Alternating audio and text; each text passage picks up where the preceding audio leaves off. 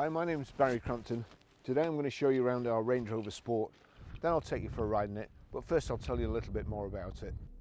It's a Range Rover Sport 3 litre ST V6 HSE 4-wheel drive, 2016 on a 65 plate, has access height control, full service history, has done 49,944 miles, MOT'd until the 21st of 2nd 2022.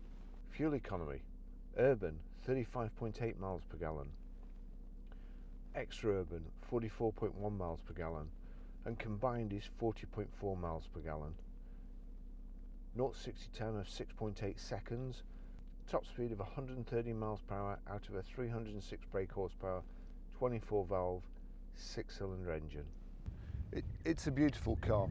We've had this car in before, and we sold it to a chap who changes his cars, believe it or not, every couple of months.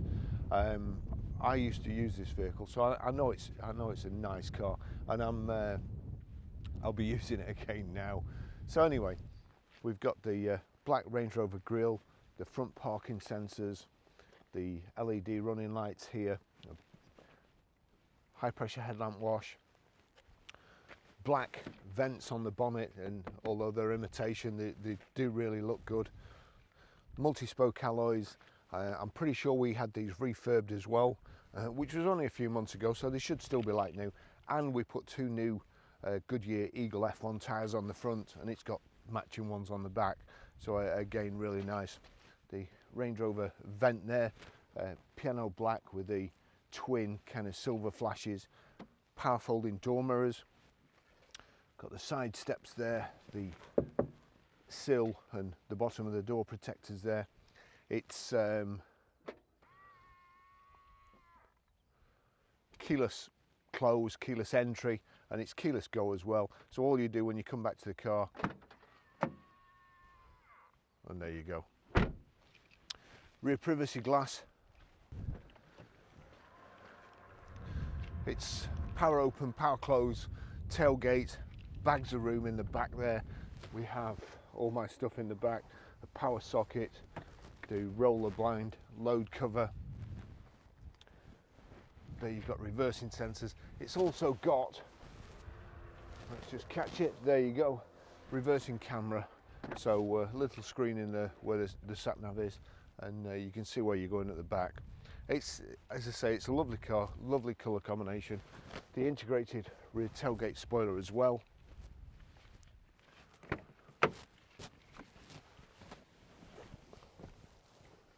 Right, I'm going to leave the door open because it's got a child lock on, and funnily enough, I don't know how to take it off in one of these. So anyway, in the back here, it's absolutely beautiful. The seats are really, really comfortable. Don't look like it's been sat in. It's got overmats. The rear seats are heated too. As you can see, the rear privacy glass makes it nice and private in the back here. You're sat slightly raised above the seats in the front, so you can see over the drivers. Let me just, it's going to swing too. Rear central armrest, two cup holders there, and you've got the rear Isofix child seat, anchor points, 3 inertia reel belts, airbags in the B pillar and the C pillar, and it's a really, really nice car. Okay, I'll just take you for a ride in it.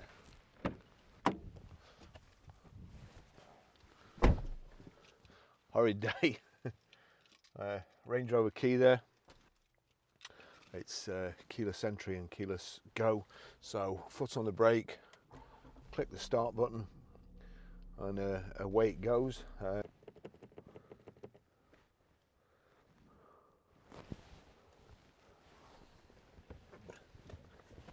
Got me again.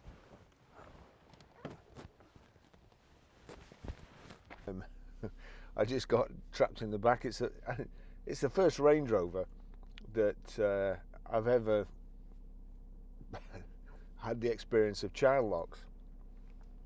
And usually there's a little clip on the back door that you just either flick up or put the key in and turn it round. And there is something that says lock. and I was trying to turn it. Anyway, the thing came out. Couldn't understand what it was. Couldn't understand. Anyway, and believe me, for me to resort to the handbook or instructions, I've got to be completely baffled. But I'll just show you. I'll just explain. Range Rover, everything dead simple, everything really well made, and they've done it again, to be fair, because if you press this button, now normally that button is just to stop the kids playing with the electric windows in the back, but if you press that button, it puts the locks on in the back doors, and it also stops them playing with the back windows. It's everything about a Range Rover is simple, easy to use, and practical. That is probably up until the next model or the latest ones. Everything's easy enough to use. The proper kind of switches. There's a couple of little bit complicated things which are over-engineered, which I'll tell you about. But driving the cars, they are by far, in my opinion, by far the best four-wheel drive. Best car on the road, and to all intents and purposes, the British as well. So we like to sell them. We're doing our best to sell them. And anyway, service history. Again, another stupid thing. It has got a digital service history. These are the ones I've got at the moment, but because it's come back into stock, I'm pretty sure we serviced it before it went out last time, but I've not got the digital service history for it, so I'll get that when I get back to the garage and try and update it. So on the 8th of the 2nd 2017, at 11,053 miles, it was serviced at Land Rover Stoke.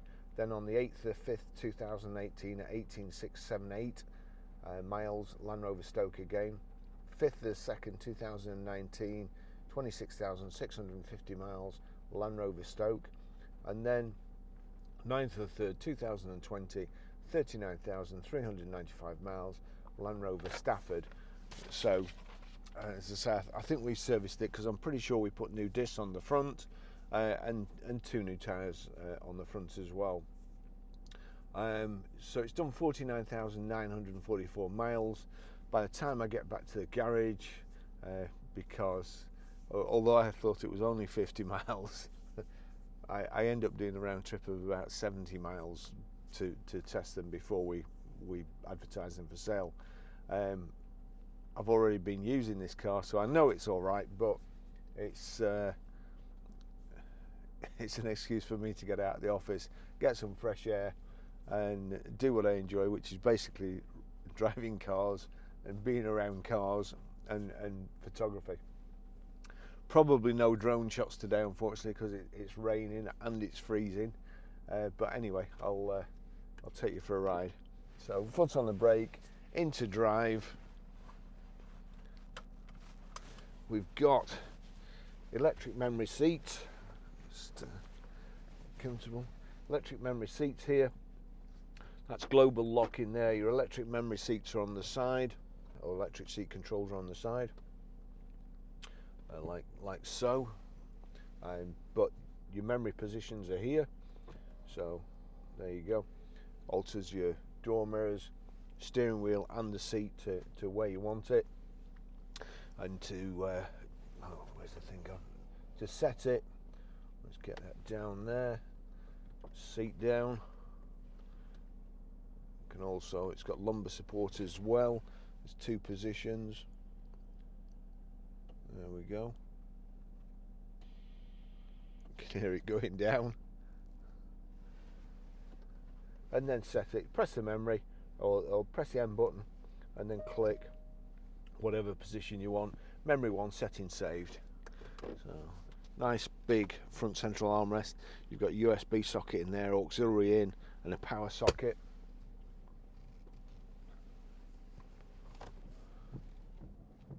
And as I say, they are just beautiful to drive. Although it's quite a miserable day, it's quite bright today, so you'll have to excuse me.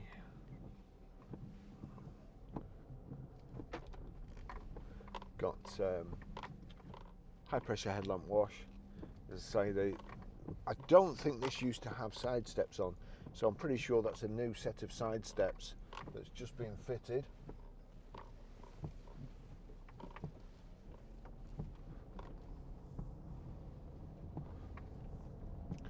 For anybody who's watching abroad, round here, it's the best of the UK. The countryside, nice and green and lush at the moment, even though it's May. It's lashing down all the time, so it's very pleasant round here. This car's got access height as well, so as soon as you switch off, car goes down, makes it easier to get out. You do have to be careful that you don't pull up near to a curb, a high curb, with side steps on, because it's quite easy to just catch the side steps on the curb as the car goes down, which of course you don't want to do. But it's honestly, I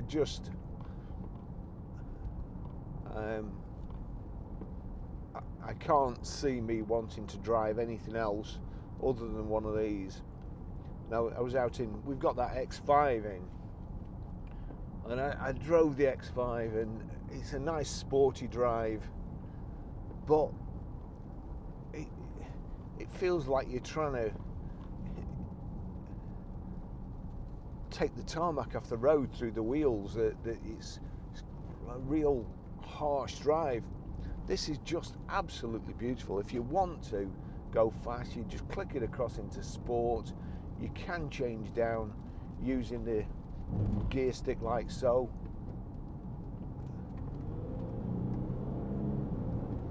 And it's as fast as you ever want to go. It kind of, I was going to say, gives you a false sense of security, but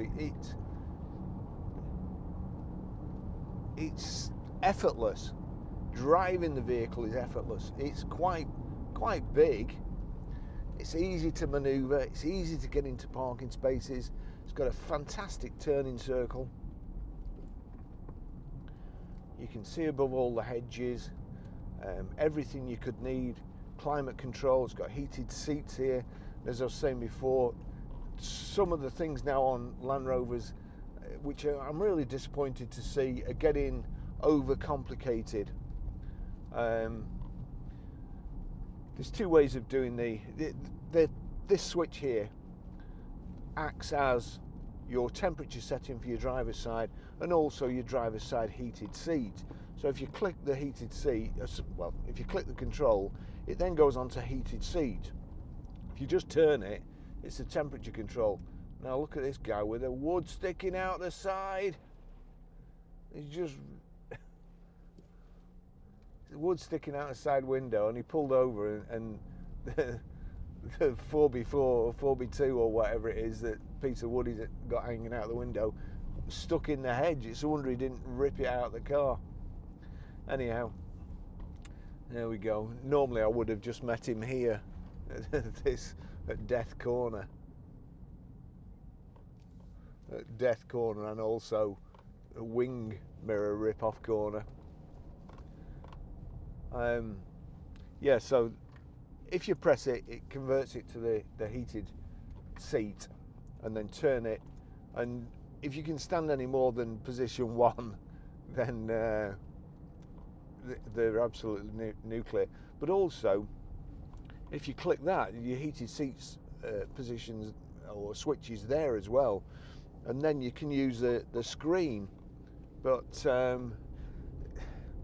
you have to take your eyes off the road. So, I mean, to be honest, this switch, I'd prefer a separate switch that you just click 3 times like you used to do in the old days, and that puts it on nuclear or knock it down a bit.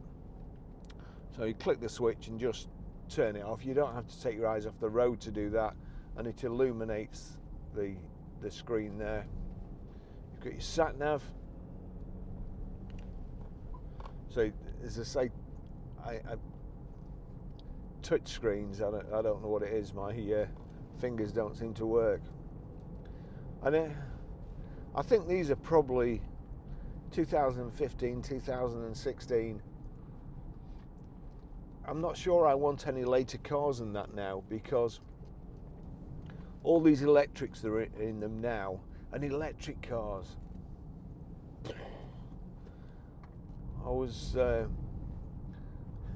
reading something the other day, and somebody had got to the destination and they were just about to get out of the car, and the car started downloading a new software update, and he had to sit there while it downloaded. Well, if like me, your computer's ever cut off in an Apple Mac, cut off in the middle of an update, and it took you days to get it back on, and the software's corrupted, and you've got to put the whole operating system back on and load your stuff from backup.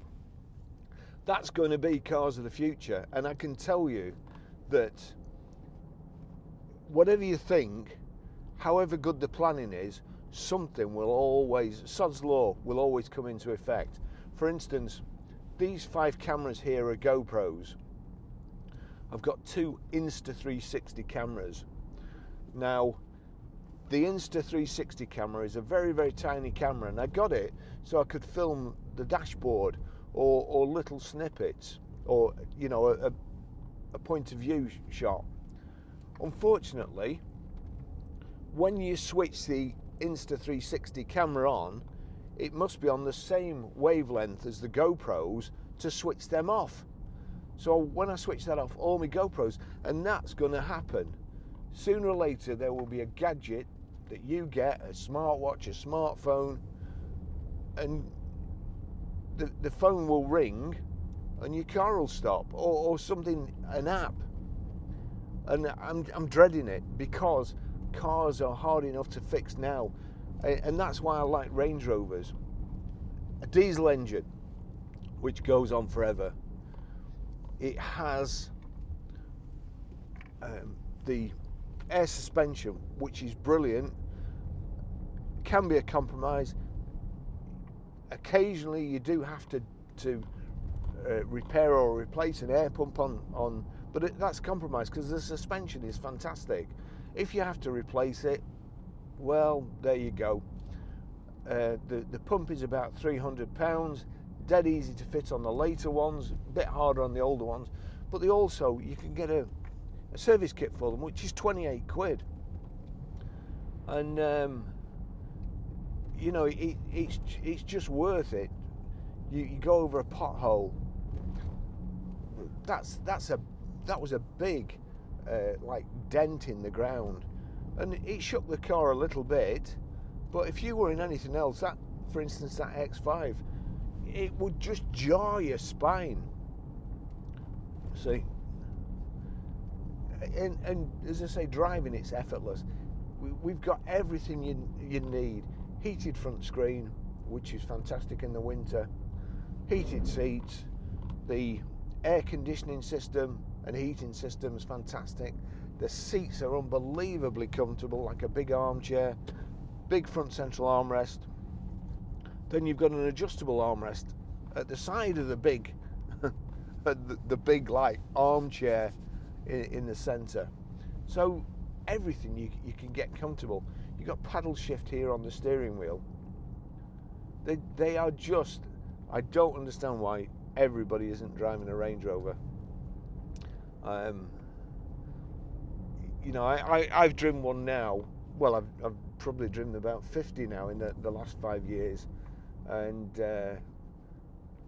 every time we sell it, we've taken a deposit on the red one that I videoed the other week, and I was using, and we hadn't got another Range Rover in stock then, and normally we underwrite vehicles for garages, or we deal with a chap we've been dealing with for 20 years who he underwrites, and he's got very good contacts at Porsche dealer, Range Rover, Land Rover, Jaguar, and all the prestige marks. So we buy cars off him, and we tend to be quite picky, because we only want to buy the cars we like.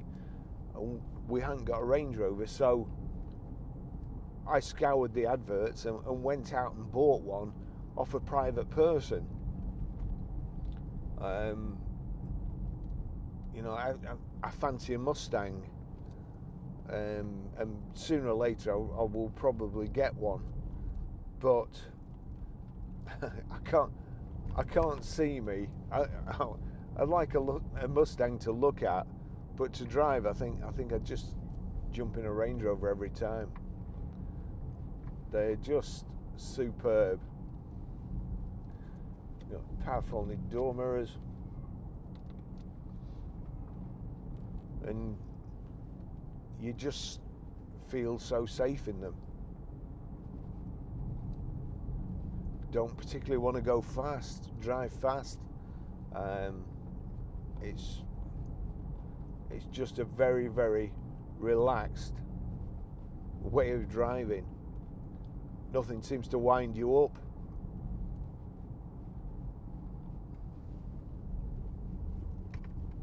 Just watch out for that pothole there. That's an extremely big one.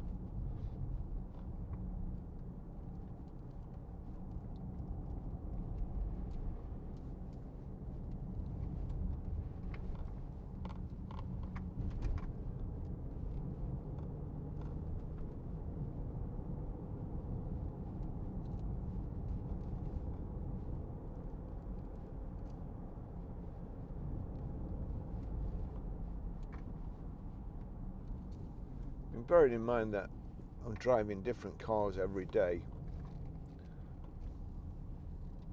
and I look for excuses to go out in one of these, and it doesn't matter what weather. It's lashing down, it's snowy. If it's lashing down and you're on the motorway, you're kind of just above the spray, and you can see that other cars in front of you, the lower ones, the spray is up to the side windows, where it's just up to your bonnet. I noticed there was somebody was videoing people trying to get through this Ford in a flood, and I've seen two reports. One was an M4, and I think it was the engine hydraulic, and water won't compress, so when it's drawn into the cylinder you can't compress it, so it ends up blowing the cylinder head gasket or blowing the head off, or the pistons going, whichever the weakest is. And they'd gone through this Ford, which wasn't that deep, it was only kind of wheel height, 20 grand for a new engine, and there was something else, 15 grand for a new engine. A Range Rover Sport will go through 33 inches, will wade through 33 inches of water, which is, you know, I mean, that's up to there on me probably, well, perhaps a little lower. So 33 inches of water, and a Vogue will go through 35. If you're going up a hill, it's something like a 45-degree clearance. I'm not 100% sure about that, but I know it's a lot. You know, so you don't scuff the front of your vehicle. But a few months ago we had a flood in Preston, and to get home I have to go through this place that floods, and I was in a Vogue, and there's a policeman at the front. He got his car across the front, and it was before the flood, and he got to me and he was turning everybody around, and for me to turn around I would have had to go all the way back virtually back to work, and then come round the other direction. And I got to the policeman. What's up? He says, there's a flood here. He says it's about 2 foot deep. I says, well, it's all right, because this will go through 3 foot of water. And he went, turn round. So, not being one to flout the law, I assume it was because they didn't want the bow wave going up everybody's garden. But when the police allow you, you can go through up to 33 and a half inches, I think, of water. And I suppose you've also got the option to up the height of the suspension. There you go. I've just selected off-road height there, so that's just pumping the suspension up. We're just going over this awful little switchback bridge, and yeah, we're on off-road settings here, so I'm not going too fast. And then you've got your terrain response selector there. There we go. There's a Christmas, Mexico, swamp and minefield. That's it. That's Mexico setting with the cactus there, and then there's one with oh no, it's a snowflake there. Oh no, that with the minefield, because that looks like a mine, and then that looks like a Christmas tree. That's Richard Hammond for you. And then I think if we just put that back there, we'll go into auto. You've got a hill descent there. In fact, just a bit further up, I'll just try the hill descent. Oh, that's on the other road, I think. Yes, it is. I'll do it on the other road.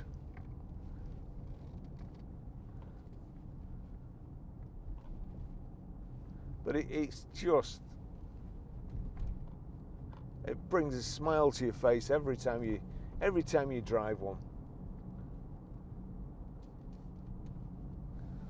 Actually, I just need to put that back to normal height selected.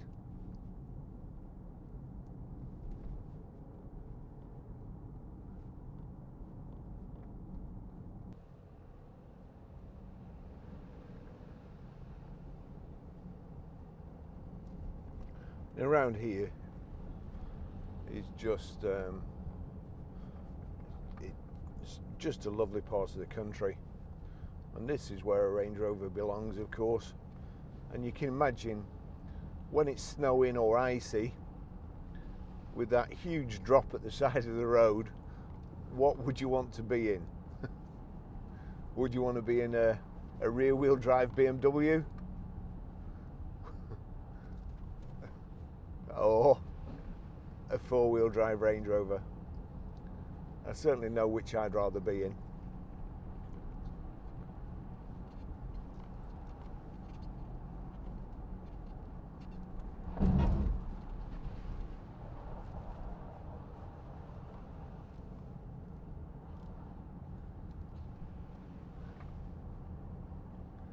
I've been trying to get this view really for a couple of weeks, so hopefully you will be able to see it. So we get a lot of viewers from all over the world, and a lot of inquiries from all over the world now, thanks to YouTube. Last week Cyprus, and also hopefully we've got an inquiry from Australia. There you go, Mr. Sheep. Oh, Mr. Sheep and Mr. Duck. That's it, out of the way.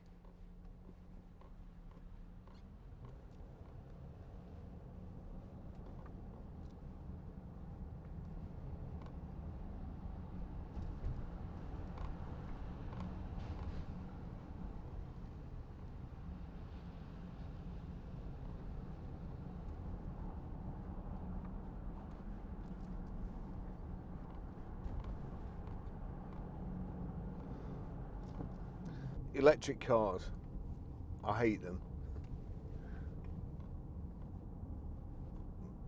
I just think they're insane. I think it's an insane idea.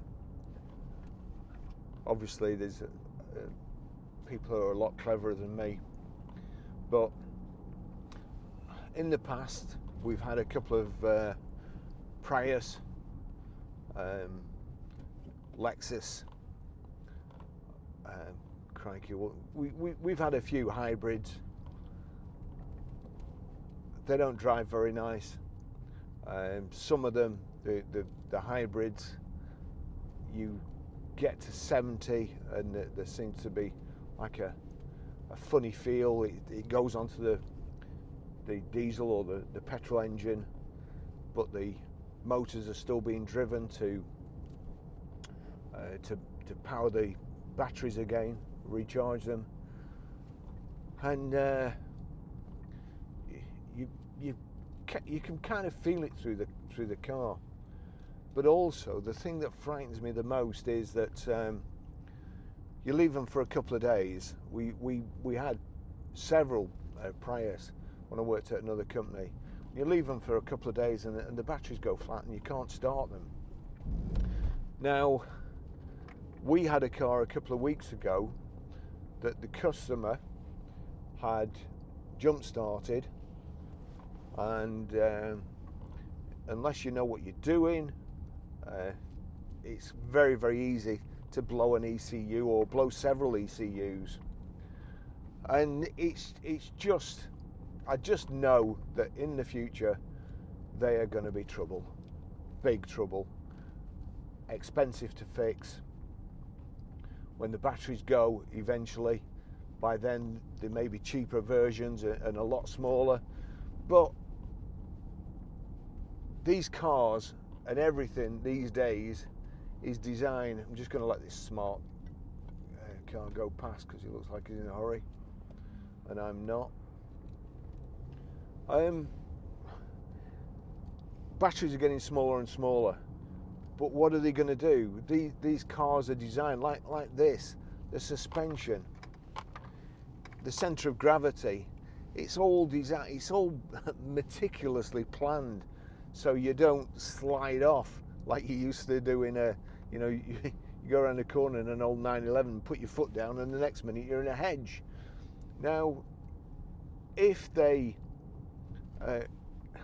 make the battery smaller, you will still have to have the same amount of ballast, otherwise the car's centre of gravity will go completely, and you'll find yourself going around a corner and be facing the wrong way. Or in the bigger cars, the SUVs, you'll end up tipping over. So you're still going to have, even if they make the battery smaller, you're still going to have the same amount of weight in the vehicle, otherwise it's not going to be safe. So I just really don't know. Whereas with, you know, a diesel you can burn chip fat, you can run it off chip fat basically. I don't know where they're going with electric vehicles. You can't work on them without getting, you've got to be very, very careful, otherwise you can get a nasty shock. I was reading an article and it said something like, if, what was the phrase? It was a lot cleverer. Whoever wrote it was a lot cleverer than me, but it basically said they tend to explode when you're taking them apart. Now, believe me, I worked on a vehicle that the IRA had booby-trapped. They'd put a bomb in it. It was an English doctor, but they'd gone to Ireland and the IRA had stolen the car. They'd booby-trapped it, and the insurance company sent it back to the UK for a new wiring loom. And I got the job. I got the job of repairing it. As it happened, there was only 2 wires cut, and I used to fit the alarms as well when I was younger. But I tell you what, the sitting in the vehicle, knowing there'd been a bomb in it, or it could explode, you know, they said the driver said the bomb disposal expert thinks, that's thinks, he's got all the explosives out. Now, how comforting is that? And well, long story, but they used to put sound deadening pads in the doors, and they were about so big and yellow, and they just looked like a block of Semtex. And I decided before I did anything, before I reconnected the battery, I would check the whole car over myself. And I think, I don't know, I was probably 19 or something. And we had an old wise mechanic. When I was connecting the battery leads, I'd got my eyes shut. I disconnected everything. And just as I connected the last lead, the mechanic came up behind me and went, bang! And I banged my head on it was a white Astra GTE. I banged my head on the bonnet. So the point I'm trying to make is that must be the feeling each mechanic gets every time they work on a electric vehicle. At any time the thing could explode. So I'll leave you with that anyway. Thanks for watching. Diesel's the answer. Synthetic fuel, I was going to say bionic fuel, but is it biotech fuel? Whatever. Not electric.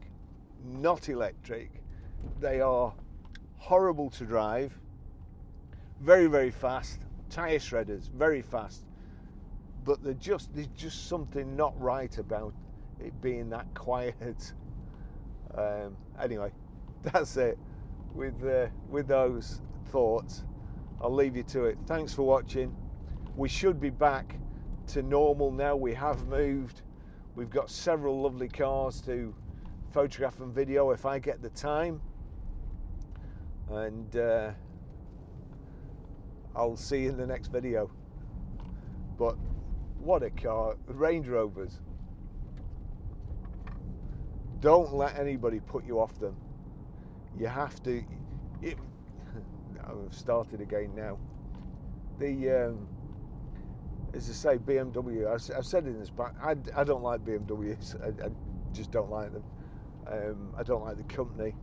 I don't like the salesman when you go in there. I don't like the service departments, the way the service department treats you. And obviously there'll be some good and some bad, but it's just the ones I've had experience with. And the stuff on BMWs that goes wrong, the light clusters, 380 quid I think they are. There is a warning light on the dashboard. It just flickers on, a handbrake warning light, and it comes on.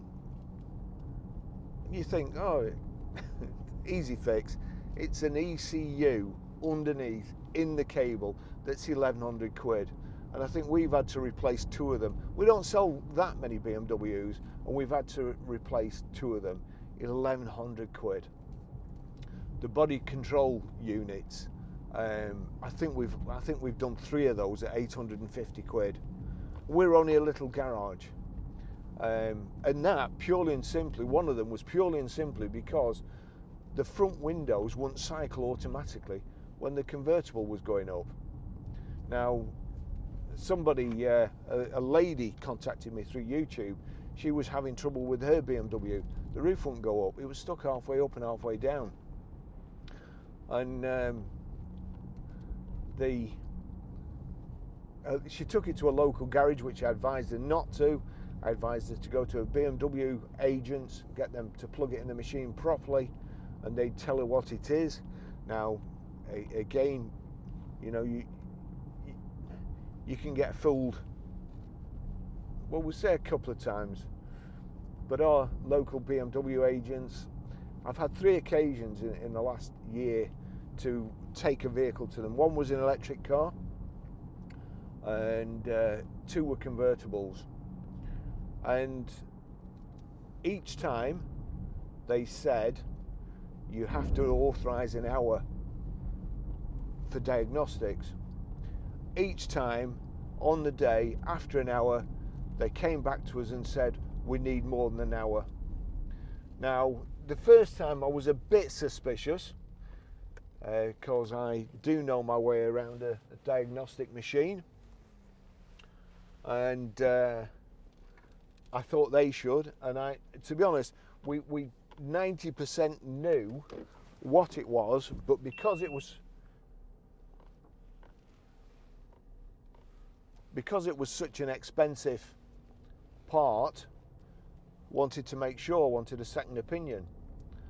So they rang and said, we need another hour. We need you to authorise another hour. And I think it's another 120 quid. So I said, right, okay. And then sure enough, they came back and told us it was the body control unit, which is what we thought in the first. But now instead of just costing us £120 to know, it's 240, and it's just getting to the point where it's worth the risk of doing the job. And anyway, second time, same thing, same call. And so I was again a little bit suspicious. The third time with an electric car, same thing. We need another hour, and again it was what we thought. It's quite an expensive job, and obviously, you know, it's worth the £120 if they tell you, when you could have put an £850 ECU in, plus VAT that is, and it not work. So we just wanted a second opinion. But as I say, I'm very, very suspicious of main dealers now. I don't think they treat you very well. I think the staff are more worried about poncing about the showroom and the service department, and chatting each other up, which is no doubt what I would have done when I was younger and in a main dealer. But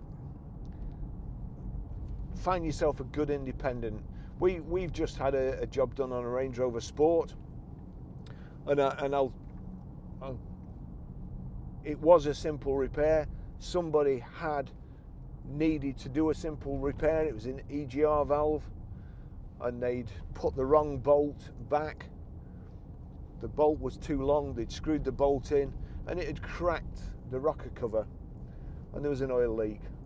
Now that was a stupid person, and the repair was £880. We hadn't had it done. It was before the car got to us, and they'd cocked it up, but we don't cock things up. We got it repaired, and we took it to a Land Rover specialist who we always deal with at Clawton at Garstang, and he does our jobs. Great guy. If you ever need anything doing, please go to him and tell him that Grosvenor Garage sent you, because he's done us a lot of favours. So we'd like to return the favour, and so, you know, think twice before going to a main dealer. I know they have to buy all the equipment, and I've been there myself. It costs you a fortune, but I do doubt the integrity, especially when I know full well that they're on. The mechanics are on bonus, the service manager's on bonus, the general manager's on bonus, and it's you know, in order to do that, they have to grind out the last penny that they can out of the deal. But anyway, I'll leave it there. See you in the next video.